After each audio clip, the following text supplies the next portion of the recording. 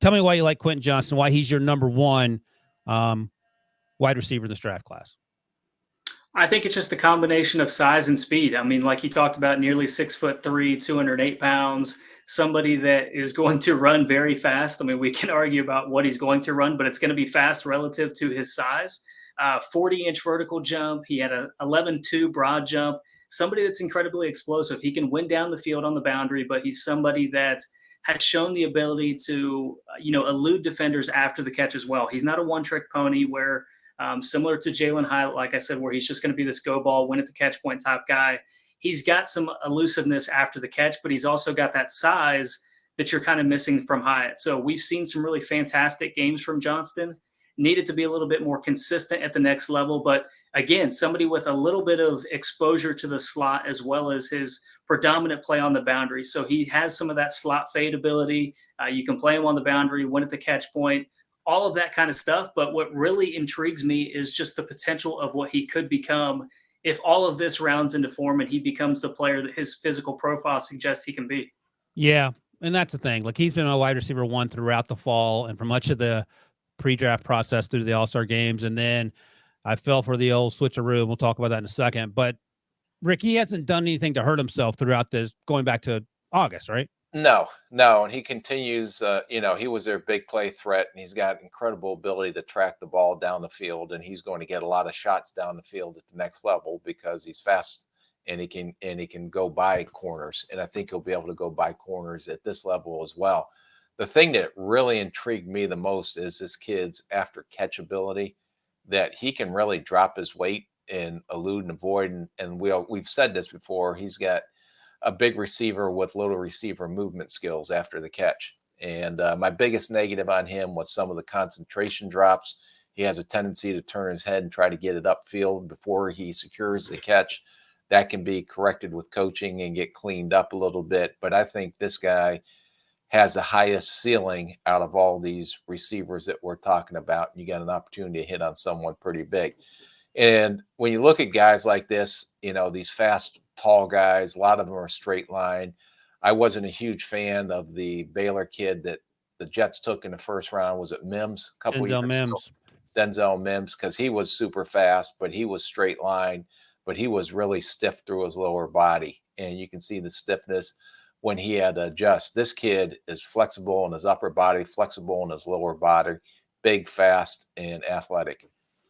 So, Rick, go ahead, Josh. I have a question because I'm kind of curious about this. We look at the history of the Big 12 wide receivers taken in the draft class. Do teams have any kind of hesitancy to go back to the well when we've kind of seen all these early picked wide receivers out of the Big 12 kind of struggle to make that transition to the next level? Yeah, you always go back, but you got to try to judge each of these kids individually. Still, you don't want to automatically eliminate a kid because there's been some busts out of the Big 12. The little, especially the Baylor receivers. I don't really remember a true Baylor receiver coming out that had a lot of production, but it was because of their scheme.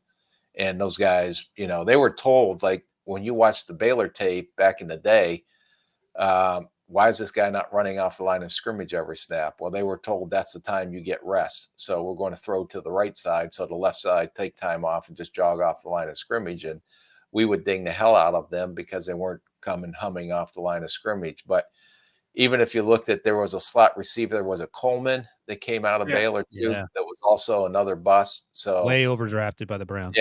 Yeah. Some may say, well, I don't know if you consider Rager a bust yet or not. That came out of TCU. Hold on. Let me stop you there. Debo, what do you think about Jalen Rager, who was drafted by the Eagles one pick before the Justin Jefferson guy went to the Rick's Minnesota Vikings? Yeah, I can confirm, Rick. He's a bust. All right, there you go. You got it, Rick. You got it from the horse's mouth. Yeah. It's amazing he had enough time to put down his umbrella drink on the beach and answer a question on this podcast. He's still a little sour about that one. By the way, Tyquan Thornton was just drafted last year in the second round by the Patriots out of Baylor, and I thought that was overdrafted. Our buddy Pete Prisco liked Tyquan coming out. He was hurt for a lot of last year, so we don't know. But the track record is, I think, fair to say, spotty. Yes. Yeah. And I think this kid's different than some of those kids that we talked about. Right. No, I think that's right, too. It feels that way. You hope it's that way for him. And, Rick, I just got this update. TCU Pro Day is March 30th. So I will be driving from Gainesville over to TCU to see our guy run in person. And I will report back to you when he runs a 4.49 and you have to pay me 100 pennies. Okay. Yeah. Well, make sure you take a stopwatch because you didn't have a stopwatch. You didn't have binoculars at the Senior Bowl. He went to one pro day in his life, Syracuse. Where was that's right? It was. By the way, Josh, this man, every time he talks about the one pro day I went to prior to last week, he laughs at the Syracuse pro days. Not at the Syracuse pro day. At you only going to one pro day in your illustrious career that you have had here at CBS. What better place to start? Draft analyst. What better place to start than Central New York's Syracuse Orange? All right, Josh, give me a comp and a draft range for our guy Quentin Johnston. Maybe a good fit team-wise too. Yeah, again, a little bit of a difficult skill set to project just because he does have this, kind of rare combination of size and speed. But I went with Alshon Jeffrey, who was 6'3", 216 pounds, that has that bigger frame, but also the ability to make plays after the catch as well as win at the catch points. So I went with Alshon Jeffrey. Hey, Rick, did you have a comp for him off the top of your head? I think I can't remember who I had the comp since, but I thought this kid was a little twitchier than Jeffrey, in and out of his cuts. Jeffrey had great body control. He had a large catching radius. I thought this kid was a little twitchier. I probably would have went with the, just off the top of my head, if I'm thinking of anyone, I gave this kid T. Higgins is who he reminded me. Oh, yeah, that was a good one. Yeah. You know what I gave him? And I'll guess, Josh, that Rick won't like this one, but I wrote this down back when I watched him in the fall. A little Braylon Edwards. Oh, come on. Yeah, there it is. There it is. First round pick, Braylon Edwards. That's good. Yeah, he was a killer. Oh, he went to Michigan. That's why you don't like him. Okay, I see where it is. All right, middle of the first round, it feels like where Quentin goes. I'll ask you first, Josh, and I'll follow up with you, Rick. Is he the first wide receiver off the board? I'm going to say no, just because of how the first guy on our list has performed. I think you would be very hard to pass on the guy that we have on top of the list. But I think Quentin Johnston certainly has a chance, just, again, beating a dead horse because of the size and the speed that he does have, the potential that he has at the next level. I think that there are probably some teams that would make that leap of faith if they were in that position. Rick, you have a great track record of taking wide receivers, and you haven't come off the fact Quentin Johnston's been your guy. You take him first?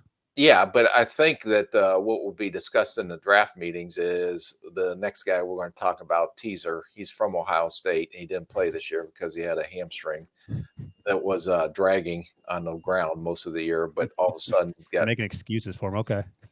But I think you're going to bet on the come on this kid because I think he has a higher ceiling than the next kid does, although I think the next kid is ready to play right away.